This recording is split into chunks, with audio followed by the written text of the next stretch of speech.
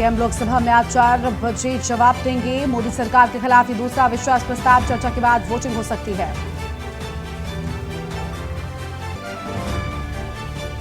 विधानसभा सत्र की कार्यवाही का चौथा दिन आज कार्य संचालन नियमावली के नए नियम पर होगी बहस। कार्यवाही में ऑनलाइन जुड़ सकेंगे एमएलए।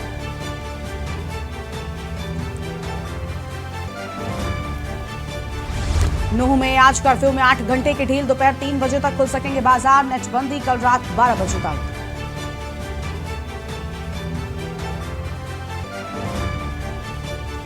महिला रेसलर साक्षी मलिक ने किया ट्वीट, आज दोपहर 12:30 बजे करेंगी कॉन्फ्रेंस। दल के राजघाट पर प्रेस कॉन्फ्रेंस करने का आह्वान।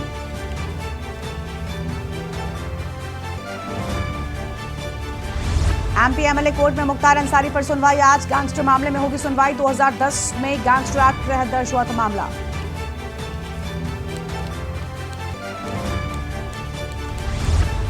देश के कई हिस्सों में भारी बारिश का अलर्ट, मौसम विभाग ने जारी किया अलर्ट।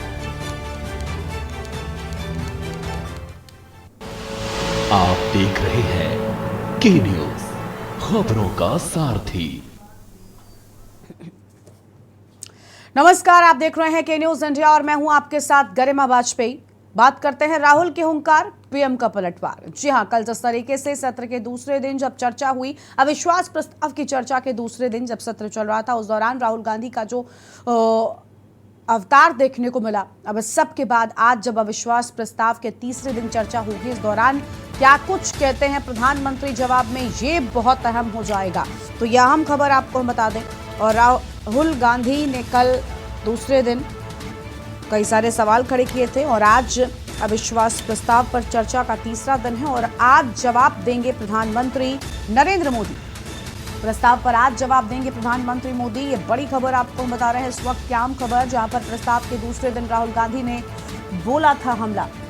तो प्रस्ताव के दूसरे दिन राहुल गांधी ने हमला बोला था और विपक्ष के सवालों का जवाब देंगे आज प्रधानमंत्री नरेंद्र मोदी। फिलहाल ये बड़ी जानकारी आपको हम बता रहे हैं। आज लोकसभा में प्रधानमंत्री बोलेंगे, उस दौरान क्या कुछ कहेंगे, विपक्षों के सवालों को किस तरीके से घेरेंगे और क्या जवाब होगा उनका, इन सब पर पूरे देश की नजर है। दिल्ली से बड़ी खबर, संसद में अविश्वास प्रस्ताव पर जोरदार चर्चा जो है वो लगातार जारी है। प्रस्ताव पर आज जवाब देंगे प्रधानमंत्री नरेंद्र मोदी। और प्रस्ताव के दूसरे दिन राहुल गांधी ने हमला बोला था। तो प्रस्ताव के दूसरे दिन राहुल गांधी ने बोला था हमला। विपक्ष के सवालों का जवाब देंगे प्रधानमंत्री नरेंद्र मोदी। ये बड़ी जानकारी आपको हम बता रहे हैं इस वक्त की आम खबर। प्रस्ताव पर आज जवाब देंगे प्रधानमंत्री नरेंद्र मोदी।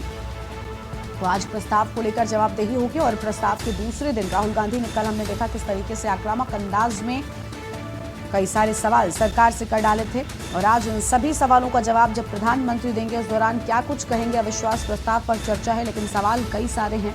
मणिपुर का मुद्दा जिसके चलते अविश्वास प्रस्ताव विपक्षों की ओर से लाया गया, आज उसको लेकर क्या कुछ कहेंगे, ये सब कुछ बहुत अहम हो जाता है। तो प्रधानमंत्री का जवाब का इंतजार होगा। और फिलहाल ये बड़ी जानकारी आपको हम बता रहे हैं इस वक्त की आम खबर आपको हम बता दें, जहाँ पर आज अविश्वास प्रस्ताव पर चर्चा का तीसरा दिन है और दूसरे दिन राहुल गांधी ने जमकर सरकार पर हमला बोला था। लेकिन आज जब प्रधानमंत्री उन सवालों का जवाब देंगे तब क्या कुछ कहेंगे, उस सब का इंतजार है। और बड़ी खबर आपको हम बता रहे हैं, प्रस्ताव पर आज जवाब देंगे प्रधानमंत्री नरेंद्र मोदी। तो आज प्रस्ताव पर जवाब देंगे प्रधानमंत्री। फिलहाल ये बड़ी खबर आपको हम बता रहे हैं इस वक्त की आम जानकारी। और लोकसभा की कार्यवाही जारी है। विपक्ष के सवालों का जवाब देंगे आज प्रधानमंत्री नरेंद्र मोदी। और शाम 4 बजे बहस में शामिल होंगे। तो शाम 4 बजे बहस में शामिल होंगे और क्या कुछ जवाब वो देते हैं, इस पर भी नजर लगातार बनी हुई है। दिल्ली से खबर, संसद की कार्यवाही शुरू हो चुकी है और आज बताया जा रहा है कि जवाब प्रधानमंत्री की ओर से सामने आएगा। तो लोकसभा और राज्यसभा की कार्यवाही की शुरुआत हो चुकी है।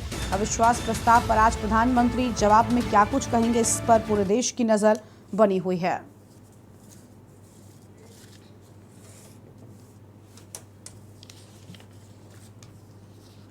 तो संसद में अविश्वास प्रस्ताव पर बहस।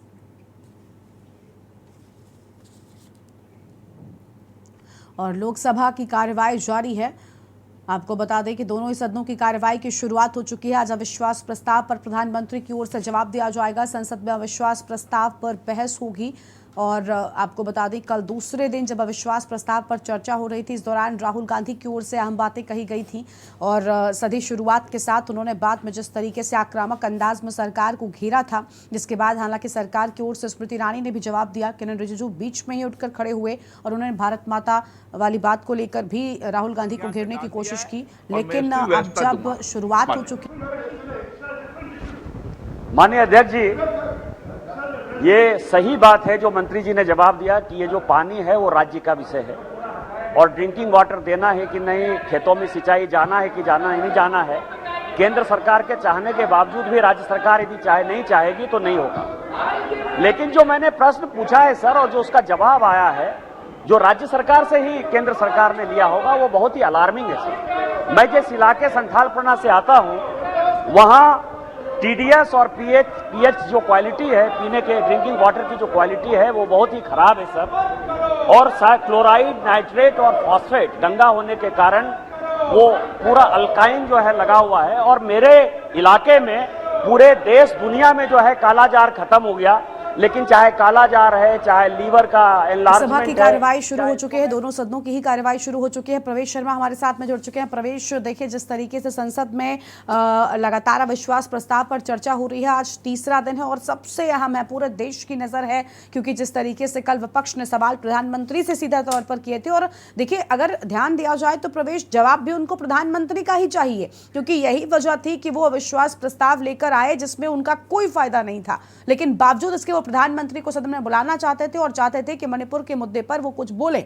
आज जब प्रधानमंत्री के पास मौका है तो क्या लगता है विपक्षों के सवालों का जवाब किस अंदाज में, किन शब्दों से मिलने वाला है? बिल्कुल, देखिए आपने बिल्कुल सही कहा कि अविश्वास लाने के कोई मायने नहीं थे, लेकिन पूरा विपक्ष चाहता था कि प्रधानमंत्री मोदी जो है मणिपुर के मुद्दे पर बोलेंगे और वो चाहते थे कि अगर अविश्वास प्रस्ताव नहीं आया तो प्रधानमंत्री बोलेंगे ही नहीं। इसलिए उन्होंने एक तरीके से ये कहे एक रणनीति बनाई जिसके तहत अविश्वास प्रस्ताव लाए और लगातार पिछले 2 दिन से हम देख रहे थे कि लगातार पक्ष विपक्ष दोनों एक दूसरे पर आरोप प्रत्यारोप लगा रहे हैं। लेकिन आज का दिन जो है बड़ा अहम दिन है, क्योंकि आज सभी सवालों का जवाब प्रधानमंत्री मोदी ने देना है और लगभग बताया जा रहा है कि 4 बजे के आसपास प्रधानमंत्री मोदी जो है सदन में पहुंचेंगे और वो जो है पूरे सवालों का जवाब देंगे। और बताया जा रहा है कि खाली मणिपुर के मुद्दे को लेकर नहीं, प्रधानमंत्री मोदी जो है कहीं ना कहीं ऐसा कटाक्ष करेंगे कि पूरे विपक्ष को जो है आज हिला के रख देंगे। बताया जा रहा है कि प्रधानमंत्री मोदी जो है जब किसी भी तरीके का जवाब अगर सदन में देते हैं तो उसके कई उदाहरण भी देते हैं और वो एक तरीके से कहा जाए तो वो पूरा कटाक्ष एक अच्छे तरीके से करने वाले हैं। जी बिल्कुल, यानी इंतजार होगा कि किस तरीके से प्रधानमंत्री किन शब्दों में विपक्ष के सवालों का जवाब देंगे। देखिए मणिपुर का मुद्दा है, अमित शाह ने जब राहुल गांधी के जवाब के बाद जब उन्होंने कल बोला तो बड़ी बातें उनकी ओर से कही गई। उन्होंने कहा कि प्रधानमंत्री लगभग 9 बार नॉर्थ ईस्ट में गए हैं और ऐसा नहीं है कि हम उस जगह को, मणिपुर को अपने देश से अलग मानते हैं या फिर खंडित मानते हैं। तो देखिए आक्रामक अंदाज तो सत्ता पक्ष के नेताओं का कल से ही है, राहुल के बोलने के बाद से ही। हालांकि राहुल के भाषण की बात करें तो उस भाषण से ज्यादा चीजें उनकी कंट्रोवर्सी पर आकर रुक गई हैं। ऐसे में जब प्रधानमंत्री बोलेंगे तो क्या इन कंट्रोवर्सीज को भी जोड़ेंगे, ये भी अहम हो जाता है।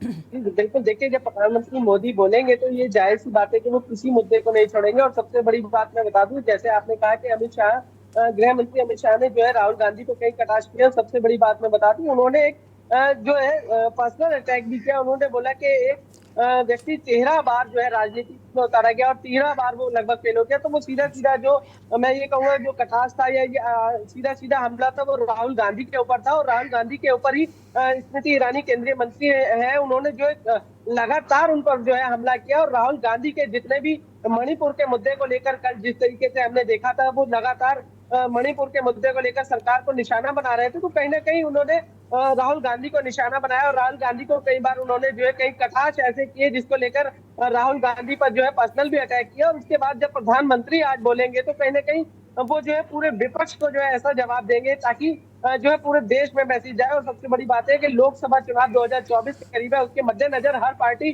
चाहे वो पक्ष हो चाहे वो विपक्ष हो, लगातार सदन में इस तरीके की बयानबाजी कर रहा है, क्योंकि वो जानते हैं कि यहाँ की बयानबाजी पूरा देश देख रहा है। जी बिल्कुल, पूरा देश देखिए और प्रधानमंत्री के जवाब का इंतजार भी कर रहा है, क्योंकि ऐसा नहीं है कि सिर्फ राहुल गांधी उनका जवाब चाहते हैं, विपक्ष प्रधानमंत्री से जवाब चाहता है। पूरे देश ने मणिपुर की घटना के बाद ये ऐसा उनको लग रहा था कि प्रधानमंत्री कुछ बोलेंगे, क्योंकि जब सत्र शुरू हुआ था उस दौरान ही प्रधानमंत्री ने पहली बार मणिपुर के मुद्दे पर महज कुछ सेकंड्स के लिए जब अपनी बात कही, तो उसके बाद से अब लग रहा था कि शायद चीजें अलग होंगी, लेकिन बावजूद उसके हालात ठीक नहीं हुए थे।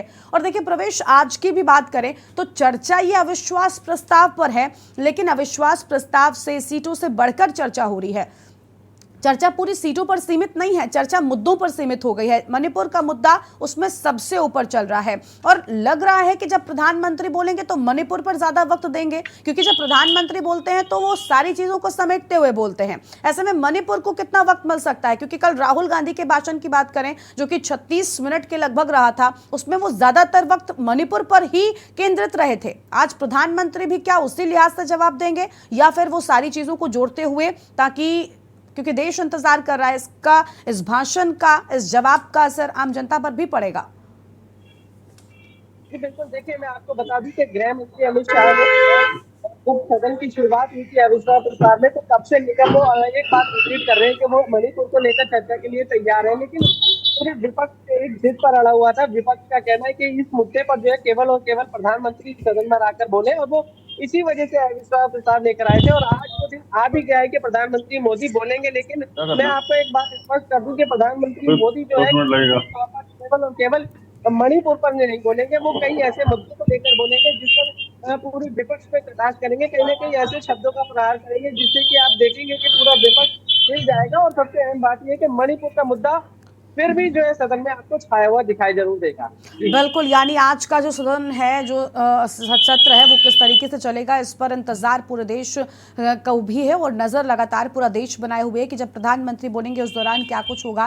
फिलहाल 4 बजे तक की बात सामने आ रही है कि 4 बजे प्रधानमंत्री विपक्ष के सवालों का जवाब देंगे, अविश्वास प्रस्ताव पर बोलेंगे। शुक्रिया प्रवेश आपका अधिक जानकारी के लिए। तो यह खबर राहुल के हुंकार और पीएम का पलटवार आज देखने को मिलेगा। तो यह खबर आपको बता दें, संसद में अविश्वास प्रस्ताव पर बहस। आज प्रधानमंत्री जब अविश्वास प्रस्ताव पर जवाब देंगे तो राहुल ने कल जिस तरीके से आक्रामक अंदाज में कई सारे सवाल उठाए थे, उनका किस अंदाज में प्रधानमंत्री जवाब देते हैं, इस पर पूरे देश की नजर बनी हुई है। तो फिलहाल ये बड़ी खबर आपको हम बता दें, जहां पर संसद में अविश्वास प्रस्ताव पर बहस का तीसरा दिन है। तो आज बहस का तीसरा दिन है और क्या कुछ कहते हैं प्रधानमंत्री आज अपने जवाब में, उस पर नजर पूरे देश की बनी हुई है।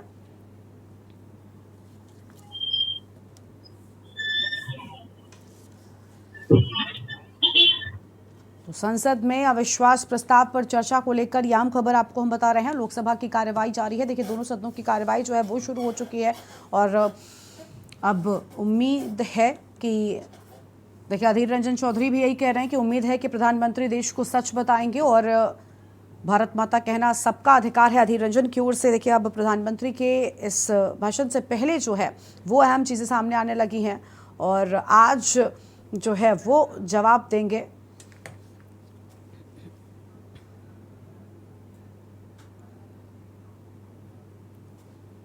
और अब बात करते हैं विपक्ष का अमला, सदन में हमला। लखनऊ से खबर, विधानमंडल के मानसून सत्र का आज चौथा दिन है। आज विधानसभा में अखिलेश यादव चर्चा करेंगे, सदन में सरकार को घेरेंगे। नेता प्रतिपक्ष अखिलेश यादव, सीएम योगी भी इस दौरान चर्चा में हिस्सा ले सकते हैं। यानी आज उत्तर प्रदेश सदन में भी माहौल जो है वो एक अलग रहने वाला है। आज अखिलेश यादव बोलेंगे और सरकार को घेरेंगे नेता प्रतिपक्ष अखिलेश यादव। लेकिन इस दौरान चर्चा ये भी है कि मुख्यमंत्री योगी आदित्यनाथ भी हिस्सा ले सकते हैं और ऐसे में क्या कुछ सवाल जवाब होंगे, किस तरीके से बातचीत होगी, इस सब का इंतजार, क्योंकि इसके पहले सत्र में हमने देखा था किस तरीके से हंगामा हुआ था उत्तर प्रदेश में और उत्तर प्रदेश विधानसभा के भीतर किस तरीके से हंगामे के बाद चर्चा भी हुई थी, गर्मा गर्मी का माहौल हुआ था।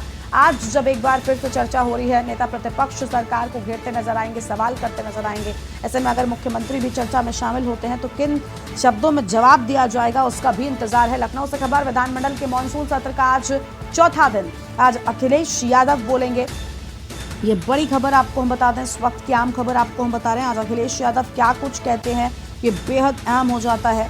तो आज अखिलेश यादव जब बोलेंगे उस दौरान चर्चा ये भी है कि मुख्यमंत्री योगी आदित्यनाथ भी शामिल हो रहे हैं, तो क्या कुछ कहेंगे, इस सब का इंतजार जो है वो पूरे देश को है। और लखनऊ से आम खबर आपको बता दें, आज यूपी विधानमंडल सत्र का भी चौथा दिन है। एक तरफ जहां दिल्ली में संसद की कार्यवाही जारी है तो वहीं दूसरी ओर उत्तर प्रदेश में भी आज सदन के भीतर क्या कुछ होने वाला है वो भी आपको हम बताएंगे। आज विधानसभा में अखिलेश यादव चर्चा करेंगे और क्या कुछ कहेंगे वो भी हम आपको सुनाएंगे। तो फिलहाल इस वक्त की बड़ी जानकारी आपको हम बता दें।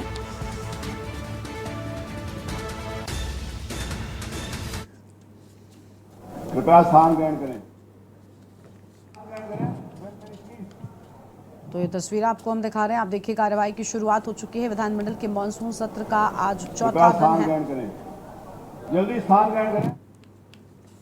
और विधानसभा में अखिलेश यादव आज चर्चा करेंगे। जैसा मैंने मूल प्रश्न के उत्तर में भी कहा, और ये खेत और खलिहान जो छोटे छोटे किसानों के हैं, जिनके पास 10-10, 20-20 बीघे जमीन है और लागत इतनी हो गई है कि उनकी कमाई जो है बराबर हो जाती है। सीएम योगी भी इस दौरान चर्चा में हिस्सा ले सकते हैं। और पवन तिवारी हमारे साथ में से बीच जुड़ चुके हैं लखनऊ से। पवन, विधानमंडल के मानसून सत्र का आज चौथा दिन अहम हो जाता है जब अखिलेश यादव सरकार पर सवाल करेंगे और पूछेंगे। इस बार महंगाई का मुद्दा चरम पर है। अखिलेश यादव या विपक्षी हम कह सकते हैं सरकार को घेर रहे हैं, लेकिन सबसे अहम जब मुख्यमंत्री भी इस चर्चा में शामिल होंगे तो इस दौरान क्या लगता है सदन में किस तरीके की गर्मा गर्मी देखने को मिल सकती है? बता दें कि आज जो विधानसभा सत्र का चौथा दिन है, लगातार पहले दिन से जो विपक्षी पार्टी सरकार को घेरने के प्रयास में है, चाहे वो मणिपुर का मुद्दा हो, उसके बाद आज तो उसको लगातार सरकार को घेरने का प्रयास किया गया था। आज जहां तक बात है तो अखिलेश यादव किसानों को लेकर सरकार को घेरने का पूरी तरह से प्लान बना चुके हैं। और अखिलेश यादव आज सदन में जो मानसून की बारिश को लेकर आज सत्र को घेरेंगे कि जो पूर्वी उत्तर प्रदेश में कम बारिश हुई है उसको लेकर किसान काफी चिंतित हैं और किसानों को किस तरह सरकार राहत पहुंचाएगी इसको लेकर आज सदन में चर्चा होगी। और सरकार को पूरी तरह से विपक्ष घेरने के लिए तैयार है। और जो महंगाई लगातार बढ़ती जा रही, टमाटर जो 200 रुपए किलो बिक रहा है, उसको लेकर अखिलेश यादव आज संसद में इसमें विधानसभा में सरकार को घेरने का प्रयास करेंगे। इस तरह से उत्तर प्रदेश के लगभग जो पूर्वी इलाके हैं वहां पर 10 से 12 जिलों में कम बारिश हुई है, उसको लेकर आज विधानसभा में अखिलेश यादव आक्रामक रूप अपनाकर जो सरकार है उसको घेरेंगे। वही जो मुख्यमंत्री योगी आदित्यनाथ है, उन्होंने जो किसानों के लिए योजना बनाई है और किस तरह से वो लगातार मॉनिटरिंग कर रहे हैं, अधिकारी को उन्होंने लगातार निर्देश दिए हैं। जो भी किसानों का सूखे से या कम बारिश होने से जो भी नुकसान हो रहा है उसके ऊपर क्या जो लगातार अधिकारियों को उन्होंने निर्देश जारी किए हैं, उसमें वो अपने सरकार का पक्ष रखेंगे। तो कुल मिलाकर दोनों तरफ से गर्मा गर्म बहस होने का आज अनुमान है। वही अखिलेश यादव जब किसानों के मुद्दे और महंगाई के मुद्दे, बेरोजगारी के मुद्दे पर सरकार को घेरेंगे, तो वही योगी आदित्यनाथ द्वारा जो भी अपने सरकार के दौरान कार्य किया गया है उसके बारे में अपना पक्ष रखेंगे। तो कुल मिलाकर आज सदन में अखिलेश यादव और मुख्यमंत्री योगी आदित्यनाथ के बीच जो बातचीत होगी वो सामने आएगी। जी बिल्कुल, क्या कुछ होता है सदन के भीतर ये बेहद अहम हो जाएगा। और देखिए उत्तर प्रदेश की बात करें तो इस बार सूखे का मुद्दा भी उठाया था विपक्षों ने और टमाटर को लेकर जो है वो भी विपक्ष लाल नजर आ रहा था। लेकिन क्या इन सारे मुद्दों पर सरकार जो है वो जवाब देगी? क्योंकि सरकार अपनी उपलब्धियों की बात कर रही थी, वो कह रही थी कि हम तो विकास कर रहे हैं, लेकिन जबकि विपक्षी आम जनता से जुड़े ये मुद्दे उठा रहे थे, वो कह रहे थे कि आम जनता महंगाई से त्रस्त है, परेशान है और सरकार कुछ नहीं कर रही है। ऐसे मामलों में क्या लगता है सरकार और विपक्षों के बीच किस तरीके का माहौल होने वाला है? क्योंकि हंगामा अब तक लगातार हो रहा था, लेकिन आज क्योंकि अखिलेश यादव को बोलना है तो विपक्षी किस तरीके का व्यवहार कर सकते हैं? जी आपको बता दें कि जो विपक्षी पार्टी है आक्रामक मुद्रा में रहेंगे और वो सरकार को घेरने का पूरी तरह प्रयास करेंगे। आज अखिलेश यादव जो विपक्ष के नेता हैं वो बोलेंगे तो सरकार की नाकामियां हैं उनके ऊपर उनका मुख्य तौर से फोकस होगा। और जहां तक महंगाई की बात है, टमाटर की बात है, तो टमाटर का मुद्दा भी विधानसभा में उठने की पूरी संभावना है। इसके साथ ही जो किसानों की जो समस्याएं हैं उसको लेकर भी अखिलेश यादव जो है विधानसभा में अपनी बात को रखेंगे। इसके साथ ही साथ अन्य जो और मुद्दे हैं जो पेंशन का जो मुद्दा है उसको भी अखिलेश यादव उठा सकते हैं और कानून व्यवस्था को लेकर भी सरकार पर वार कर सकते हैं। तो वही जो मुख्यमंत्री हैं वो जो उन्होंने किसानों के लिए जो अभी तक कार्रवाई की है, इसके साथ साथ जो महंगाई के ऊपर और जो कानून व्यवस्था पर उन्होंने जो अब तक सरकार द्वारा कार्रवाई की जा रही है उसको लेकर वो अपना पक्ष रखेंगे। तो दोनों तरफ से तीखी बहस होने की पूरी संभावना है। फिलहाल अभी जो विधानसभा का सत्र होगा उसमें सामने दिखेगा कि किस तरह से विपक्षी पार्टी सरकार के ऊपर हमलावर है और वही सरकार अपने फेवर में अपना बयान दे रही है। जी बिल्कुल, बहुत शुक्रिया आपका पवन अधिक जानकारी के लिए। तो आज विधानसभा में अखिलेश यादव बोलेंगे और विपक्ष का हमला और सरकार पर हमले को लेकर यह आम खबर आपको हम बता रहे थे। सदन में सरकार को घेरेंगे नेता प्रतिपक्ष अखिलेश यादव। तो आज सदन में सरकार को घेरते नजर आएंगे नेता प्रतिपक्ष अखिलेश यादव और सीएम योगी भी इस दौरान चर्चा में हिस्सा ले सकते हैं। ये बड़ी जानकारी आपको बता दें। और सीएम योगी भी इस दौरान चर्चा में हिस्सा लेंगे, ये बड़ी खबर आपको बता रहे हैं। कार्रवाई शुरू हो चुकी है। विधानमंडल के मानसून सत्र का आज चौथा दिन है।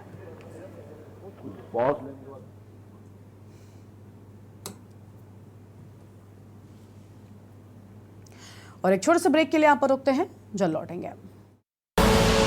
आप देख रहे हैं के न्यूज, खबरों का सारथी। ब्रेक के बाद आप सभी का स्वागत है। अब बात करते हैं स्मारक की गुहार की। दिल्ली से हम खबर आपको बताते हैं, जहां पर संयुक्त किसान मोर्चा ने राष्ट्रपति से मांग की है किसानों के स्मारक के लिए जमीन मिले। और सिंघू बॉर्डर पर स्मारक के लिए जमीन की मांग किए जाने की बात सामने आई है। संयुक्त किसान मोर्चा ने राष्ट्रपति से ये मांग की है। फिलहाल ये बड़ी खबर आपको बता दें, राष्ट्रपति से ये मांग की गई है। और संयुक्त किसान मोर्चा ने राष्ट्रपति से मांग की है तो स्मारक की गुहार लगाई गई है। और दिल्ली से खबर, संयुक्त किसान मोर्चा ने राष्ट्रपति से ये मांग की है। दिल्ली से यह आम खबर आपको हम बता रहे हैं। तो दिल्ली से खबर, जहां किसानों के स्मारक के लिए जमीन मिलने की बात सामने आई है। तो किसानों के स्मारक के लिए जमीन मिलने की बात सामने आई और सिंघू बॉर्डर पर स्मारक के लिए जमीन की मांग राष्ट्रपति से की गई है। तो जमीन की मांग राष्ट्रपति से की गई है। संयुक्त किसान मोर्चा ने राष्ट्रपति से मांग की है। हम जानकारी आपको बता रहे हैं। दिल्ली से संयुक्त किसान मोर्चा ने राष्ट्रपति से मांग की है और किसानों के स्मारक के लिए जमीन मिले। संयुक्त किसान मोर्चा ने राष्ट्रपति से ये मांग की है। सिंघू बॉर्डर पर स्मारक के लिए जमीन की मांग की बात सामने आई है। फिलहाल ये आम खबर आपको हम बता रहे हैं। और संयुक्त किसान मोर्चा की ओर से ये मांग उठाई गई है जो कि राष्ट्रपति से की गई है। तो ये आम जानकारी आपको हम बता दें, दिल्ली से संयुक्त किसान मोर्चा ने राष्ट्रपति से ये मांग की है। तो संयुक्त किसान मोर्चा की ओर से राष्ट्रपति से ये मांग की गई। फिलहाल ये अहम खबर आपको हम बता रहे हैं।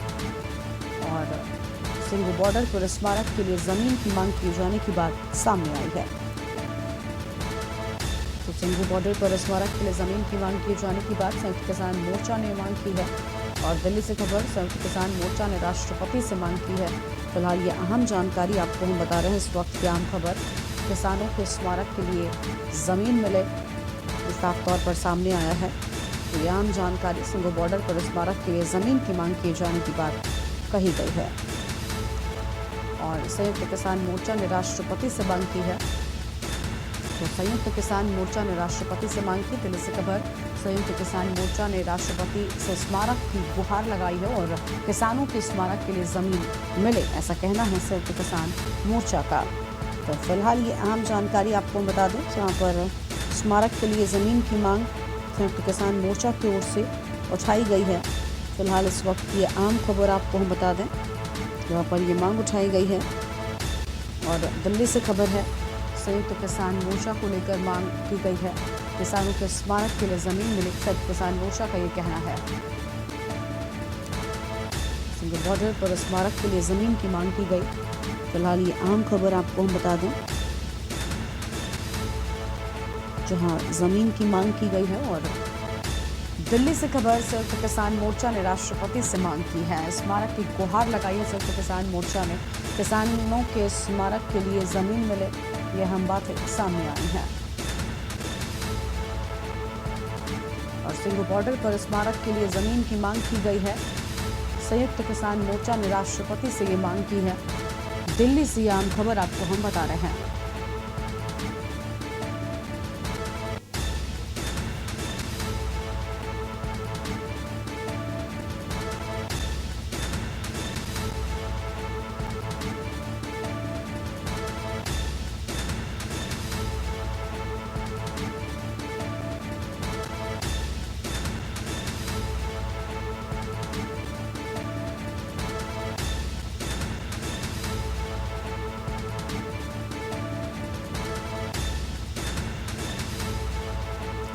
तो दिल्ली से आम खबर आपको हम बता रहे थे, जहां पर संयुक्त किसान मोर्चा की ओर से स्मारक की गुहार लगाई गई है और राष्ट्रपति से उन्होंने किसानों के लिए स्मारक की मांग की है। एक छोटे से ब्रेक के लिए यहाँ पर रुक रहे हैं।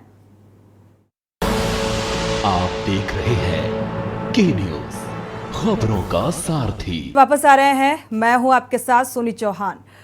रुक करते हैं स्मारक की गुहार का जिक्र और आपको खबर बता दें, इस वक्त खबर मिल रही है मुजफ्फरनगर से। रामपुर तिराहा कांड पर आज फैसला आएगा।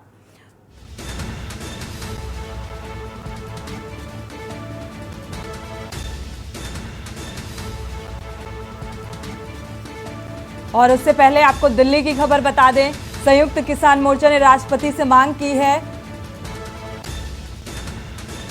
किसानों के स्मारक के लिए जमीन मिले। तो सिंधु बॉर्डर पर स्मारक के लिए जमीन की मांग पर अड़े हुए हैं। संयुक्त किसान मोर्चा ने राष्ट्रपति से मांग की है ज्ञापन के जरिए।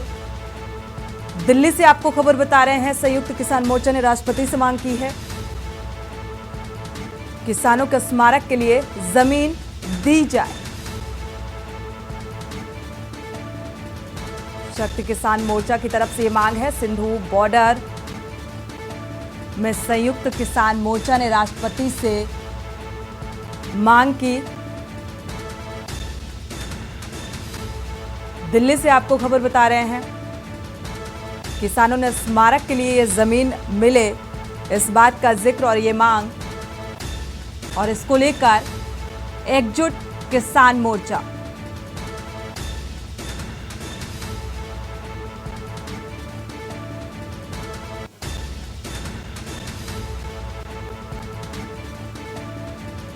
और इसी खबर पर ज्यादा जानकारी के लिए प्रवीण गुप्ता संवाददाता जुड़े हुए हैं। प्रवीण, क्या अपडेट है इस मामले को लेकर? जी मैं बता दूं आपको, जिस तरीके से जब किसान आंदोलन हुआ था तो कम से कम 700 से ज्यादा किसानों की मौतें वहां पर हो गई थी। सिंधु बॉर्डर हो या टीकरी बॉर्डर हो या अपना गाजीपुर बॉर्डर हो, वहां पर तीनों चारों बॉर्डरों को मिलाकर अगर हम बात करेंगे तो उसमें कम से कम 700 से ज्यादा किसानों की मौत हुई थी उस आंदोलन के अंदर, जो आंदोलन 11 महीने चला था। अब लेकिन संयुक्त किसान मोर्चा ने ये मांग की है कि उन किसानों को जिनकी मृत्यु वहां पर हुई थी, उनकी स्मारक बनाने के लिए हमें जमीन मुहैया कराई जाए। और इसी के संदर्भ में संयुक्त प्रवीण, अनम्यूट करिएगा, आपकी आवाज नहीं आ रही है।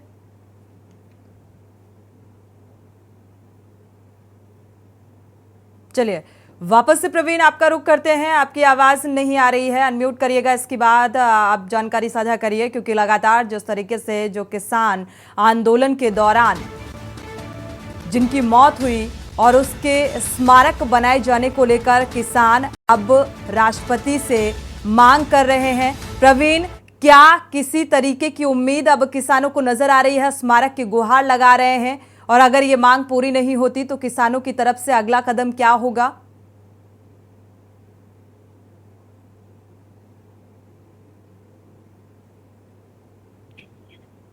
प्रवीण, आपको आवाज मिल पा रही है? अनम्यूट करिएगा। जी जी जी जी। जी, क्या किसी तरीके का किसानों को कोई आश्वासन मिला, और अगर ये मांग पूरी नहीं होती तो अगला कदम क्या होगा? जी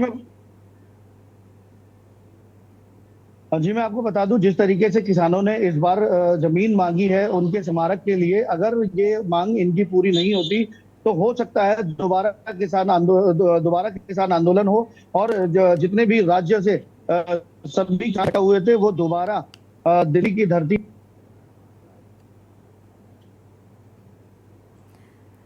चलिए, नेटवर्क इशू की वजह से संपर्क नहीं हो पा रहा है। शुक्रिया आपका इस जानकारी को साझा करने के लिए। लेकिन जो आंदोलन के दौरान किसानों की मौत हुई थी और अब स्मारक की मांग को लेकर ये किसान अड़े हुए हैं और राष्ट्रपति से मांग की है कि स्मारक के लिए जमीन दी जानी चाहिए, और इसी बात को लेकर ये किसान अड़े हुए हैं, गुहार लगा रहे हैं।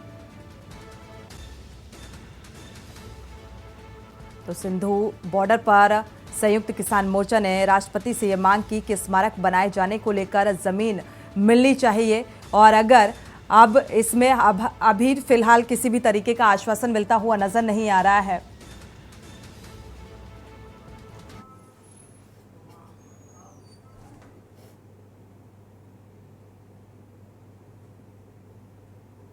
और इसी बात को लेकर किसान अड़े हुए हैं। अगला कदम क्या होगा ये फिलहाल देखने वाली बात होगी। अब मिलेगा न्याय, न्याय की आस और यौन शोषण में फैसले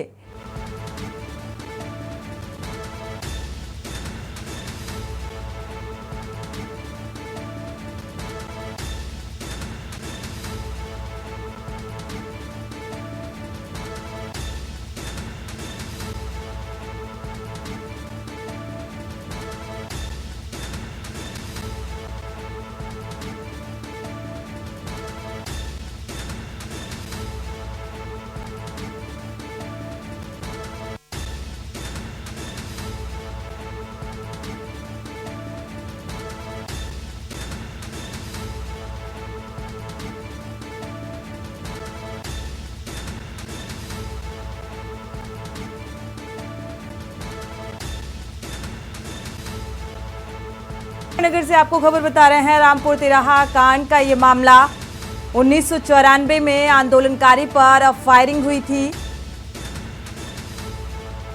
फायरिंग में 7 आंदोलनकारियों की मौत हुई थी और अब इस मामले को लेकर न्याय की गुहार लगाई जा रही है। उत्तराखंड को अलग राज्य बनवाने की मांग की गई थी।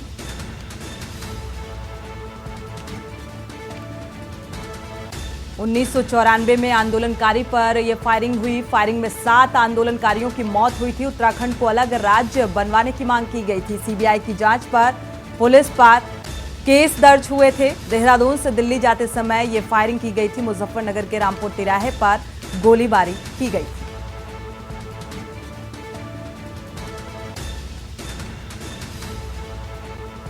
तो आज इस मामले को लेकर फैसला आएगा।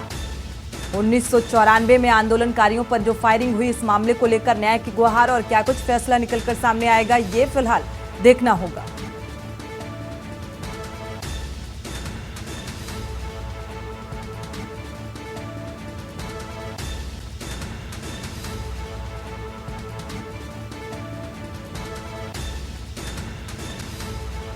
सीबीआई की जांच पर पुलिस पर भी केस दर्ज हुए थे।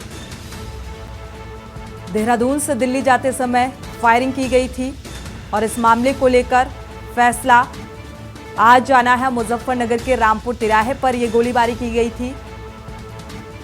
मुजफ्फरनगर से आपको खबर बता रहे हैं। रामपुर तिराहा कांड का आज फैसला आएगा। क्या कुछ फैसला होगा ये फिलहाल देखना होगा।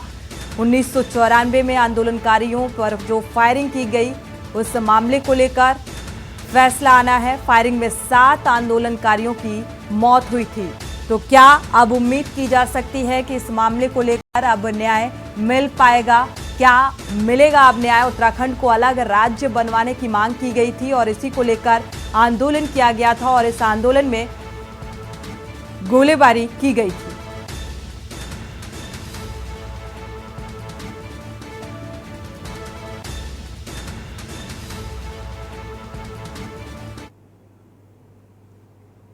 और अब बात यौन शोषण फैसले का क्षण, क्योंकि इसको लेकर अब फैसला आना है और न्याय अभी तक मिलता हुआ नजर नहीं आ रहा है। दिल्ली से आपको खबर बता दें, महिला पहलवानों के कथित यौन शोषण का यह मामला लगातार खिंचता जा रहा है। ब्रजभूषण शरण सिंह पर आरोप तय करने पर आज बहस जारी है और इसको लेकर क्या फैसला निकलकर सामने आता है। ब्रजभूषण शरण सिंह पर कई गंभीर आरोप लग चुके हैं। ब्रजभूषण शरण सिंह पर आरोप तय करने पर अब बहस जारी होगी। महिला पहलवानों के कथित यौन शोषण का मामला और इसको लेकर आज बहस और बहस के दौरान क्या कुछ फैसला निकलकर सामने आता है, इस बात पर सभी की नजर। क्या यौन शोषण का आरोप लगाने वाली महिला पहलवानों को इंसाफ मिल पाएगा? क्योंकि ये लड़ाई काफी लंबे अरसे से चली आ रही है और खिंचती जा रही है। दिल्ली से आपको खबर बता रहे हैं, महिला पहलवानों की यौन शोषण का मामला, इस पर आज बहस जारी होगी।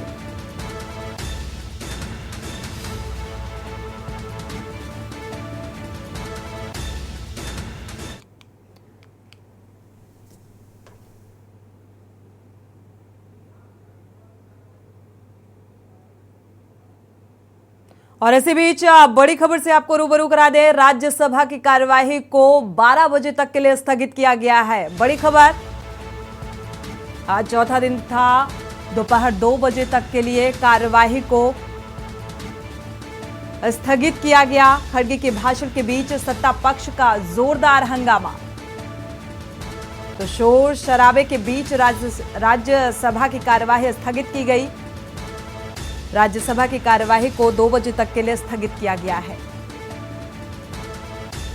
तो कई अहम मामलों को लेकर विपक्ष लगातार सत्ता पक्ष को घेरने की कवायद में था और इन बहस और सवालों के बीच अब सदन की जो कार्यवाही है, राज्यसभा की जो कार्यवाही है, वो 2 बजे तक के लिए स्थगित कर दी गई है। तो पक्ष और विपक्ष की तीखी बहस के बीच राज्यसभा की कार्यवाही स्थगित 2 बजे तक के लिए स्थगित की गई है। दोपहर 2 बजे तक के लिए राज्यसभा की कार्यवाही स्थगित की गई।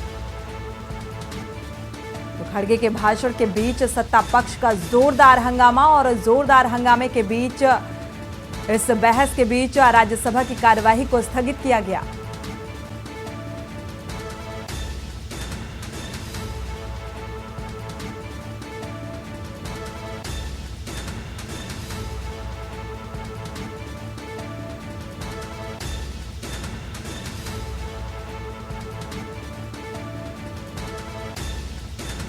कांग्रेस नेता मल्लिकार्जुन खड़गे के वक्तव्य के बाद शोर शराबे के बीच सत्ता पक्ष का हंगामा और जोरदार हंगामे को देखते हुए राज्यसभा की इस कार्रवाई को स्थगित किया गया। दोपहर 2 बजे तक के लिए स्थगित किया गया है।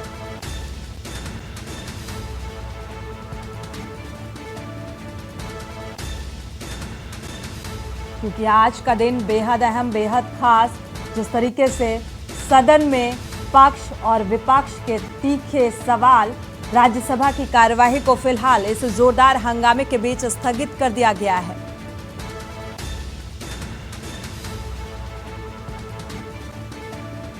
तो खड़गे के भाषण के बीच सत्ता पक्ष का जोरदार हंगामा और इस हंगामे के बीच, इस शोर के बीच राज्यसभा की कार्यवाही फिलहाल स्थगित कर दी गई है।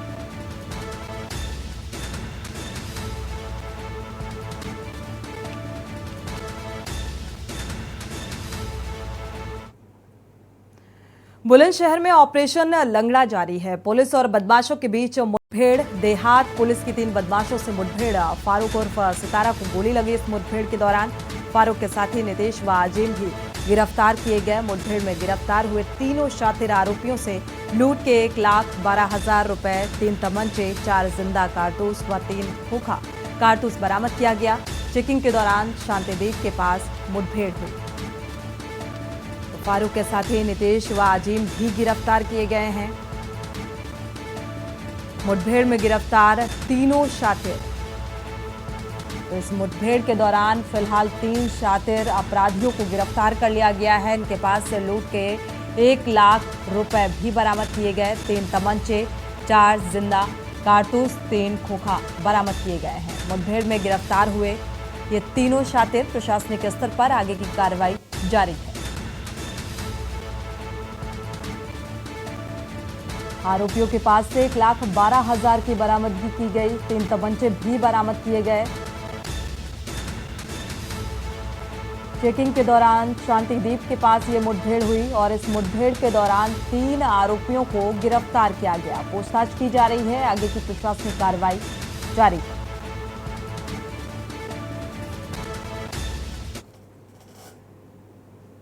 बढ़ते आगे, ललितपुर से खबर मिल रही है। ललितपुर से आपको खबर बता दें, पुलिस का खुफिया तंत्र कमजोर हुआ है। दिन दहाड़े गांव क्षेत्र में लग रही जुआ की फड़े ग्रामीण कर्ज लेकर लगातार हार जीत की बाजी लगा रहे हैं। सोशल मीडिया पर वीडियो अब वायरल हो रहा है।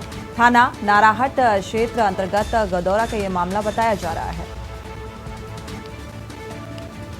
तो ग्रामीण कर्ज लेकर इसमें हार जीत की बाजी लगाते हुए नजर आ रहे हैं और ये पूरा वाकया अब सोशल मीडिया पर वायरल हो रहा है। और दिन दहाड़े गांव क्षेत्र में इस तरीके से हार जीत का ये खेल खेला जा रहा है।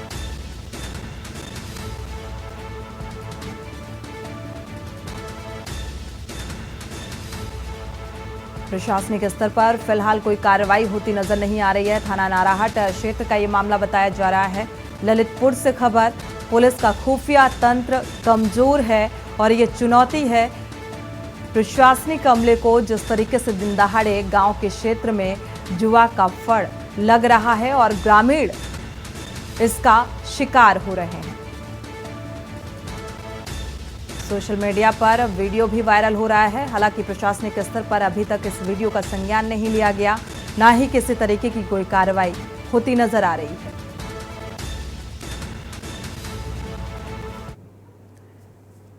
इसी बीच अमरोहा से आपको खबर बता दें, अमरोहा से बड़ी खबर, नहीं थम रहा जानलेवा स्टंटबाजी का खेल। हाईवे पर बाइक सवार युवक स्टंट कर रहा है। स्टंट करते हुए वीडियो अब सोशल मीडिया पर वायरल हो रहा है। बाइक सवार युवक यातायात को बाधित करता हुआ नजर आया। गजरौला के NH 9 का ये मामला बताया जा रहा है। ये वीडियो NH 9 का बताया जा रहा है।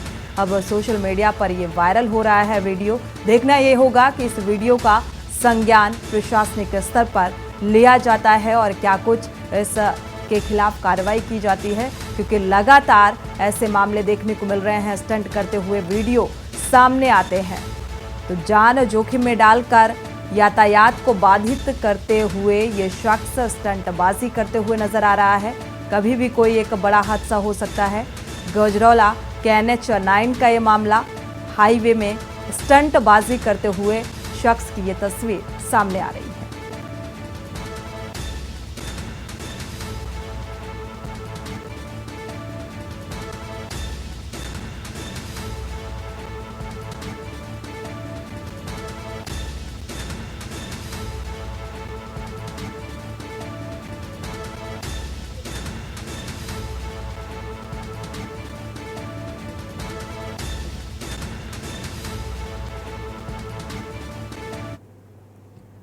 खबरें अभी और भी हैं, यहां रुकेंगे एक छोटे से ब्रेक के लिए, लौटेंगे जल्द। आप देख रहे हैं के न्यूज, खबरों का सारथी। ब्रेक से वापस आ रहे हैं, रुक करते हैं खबरों का। खबर कुरुक्षेत्र से है, जहां के लाडवा रोड पर ट्रक की टक्कर से घायल बाइक सवार की मौत हो गई। बाइक सवार ने LNJP हॉस्पिटल में इलाज के दौरान दम तोड़ दिया। पुलिस ने शव को पोस्टमार्टम करवाकर परिजनों को सौंप दिया है। ट्रक चालक के खिलाफ रिपोर्ट दर्ज कर ली गई है।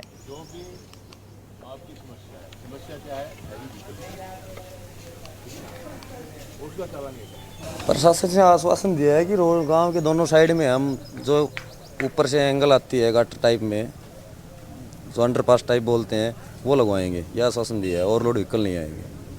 तो आपकी जो मांगे थी वो पूरी हो गई क्या? हाँ, आश्वासन मिला है, तो देखते हैं पूरी होती है नहीं। अगर फिर भी अगर ओवरलोड निकलेंगे तो? फिर भी अगर ओवरलोड निकलेंगे तो गाँव तो यही है, वापस यहीं पर बैठेगा गाँव। आज सुबह इतला मिली थी कि कुरावटा गांव में जाम लगा दिया। जाम का पर्पज़ ये था कि हैवी जो ये पराली के भर के आते भाई, ये गांव को परेशानी का सामना करना पड़ता है।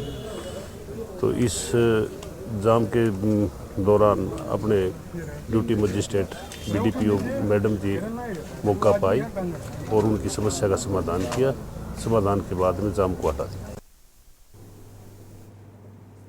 बढ़ते आगे, खबर नूह से है। नूह के उपायुक्त धीरेन्द्र खडगटा ने कहा है कि जिला में वर्तमान में किसी भी सामाजिक अथवा राजनीतिक प्रतिमंडल के प्रवेश की अनुमति नहीं दी गई है। जिला में अभी स्थिति जो है वो सामान्य है, नियंत्रित है, लेकिन स्थिति की संवेदनशीलता को देखते हुए जिला प्रशासन किसी भी प्रकार का जोखिम नहीं उठाना चाहता। यदि कोई प्रतिनिधि मंडल जिला प्रशासन से मिलकर बात करना चाहता है तो आकर हमसे बात कर सकते हैं। ये जानकारी उन्होंने अपने कार्यालय में दी। उन्होंने राजनीतिक दलों से आग्रह किया है कि अभी उनका नूह आना उचित नहीं है।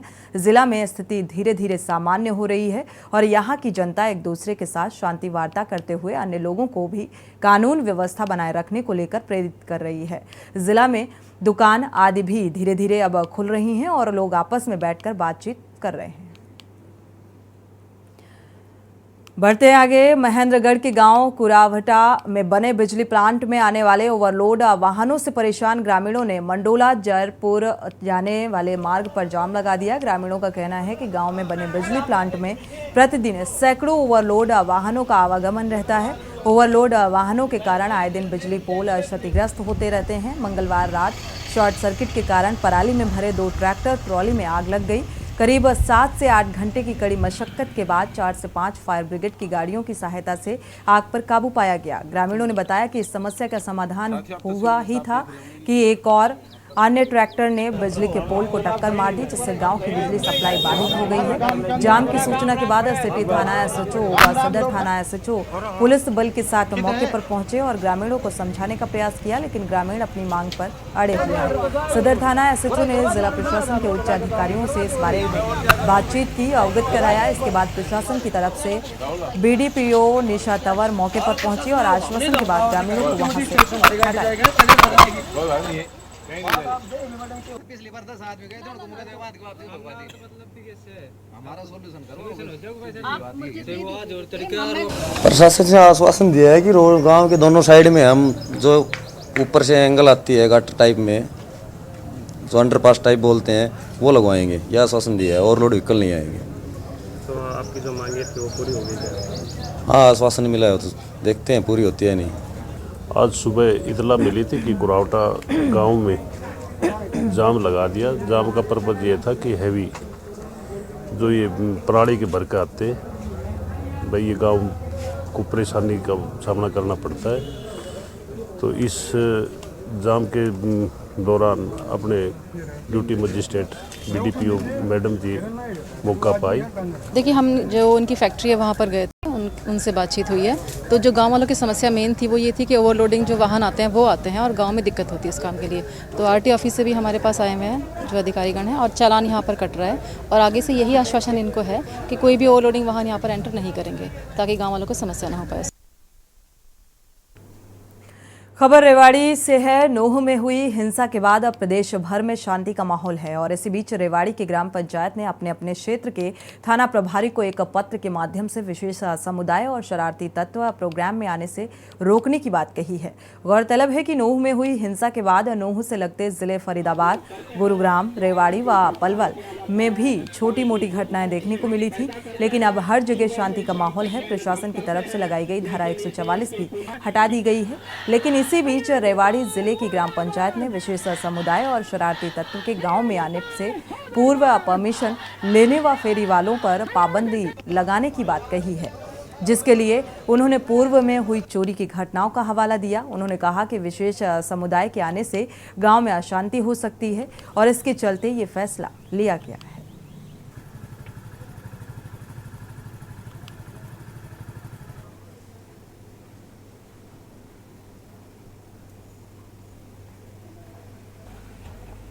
मैंने अभी कल परसों एसएचओ सर को एक लेटर दिया था लिख के।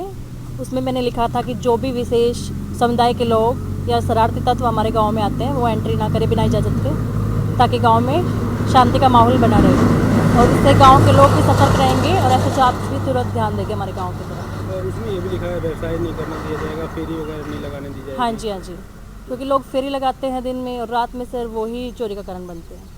देखिए, देखने में ऐसा है कि कुछ ग्राम पंचायतों ने रेवाड़ी ज़िले में कंसर्न एसएचओ को लेटर लिखे हैं, जिसमें उन्होंने एक पर्टिकुलर किसी समुदाय के लोगों से संबंध रखने वाले लोगों को उन्होंने गांव में घुसने से मना कर दिया और जो अगर कोई व्यक्ति विशेष समुदाय से जो संबंध रखता है उनको बाहर निकलने के लिए कहा है। और उन्होंने ये भी कहा है कि इसमें कोई भी अगर लॉ एंड ऑर्डर की सिचुएशन आती है तो उसके लिए वो स्वयं ही जिम्मेदार होंगे। तो इसका संज्ञान में इसमें आया है। इसमें हमने बीडीओ से जो हमारे उनसे रिपोर्ट भी ली है। इसमें ये अभी तक जानकारी मिली है कि उसमें कोई रेजोल्यूशन पंचायत की ओर से पास नहीं किया गया है। इसमें सरपंचों ने अपने लेटर हेड पे ये लिख के दिया, तो उनके खिलाफ जो भी अगर ऐसा सिद्ध हो जाता है तो जो भी पंचायती राज एक्ट में जो कार्रवाई बनती है वो भी अमल में लाई जाएगी और इसमें कंसर्न जो हमारे पुलिस विभाग की ओर से जो भी कार्रवाई बनती है उसको भी इसको ज़रूर अमल में लेके आएंगे। इसी के साथ लाइव न्यूज में फिलहाल बस इतना ही। आगे खबरों के लिए आप देखते रहिए के न्यूज इंडिया। नमस्कार। आप देख रहे हैं के न्यूज, खबरों का सारथी।